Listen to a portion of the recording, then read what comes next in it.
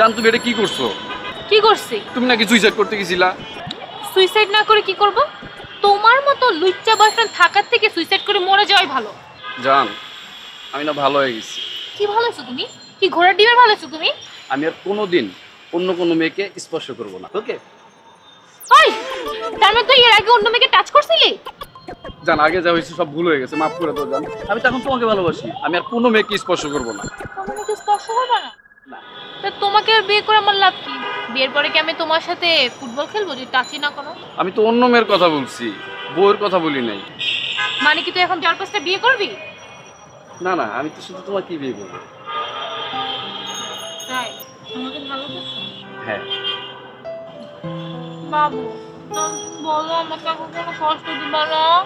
কখনোই কষ্ট দিব না জান, আমি তোমাকে ভালোবাসি না বাবু। আচ্ছা বাবু, তোমার বোন বললো আমাকে নাকি পুলিশে ধরবে। পুলিশ না, তোমাকে তো এখন আজরাইল ধরবে। তাই?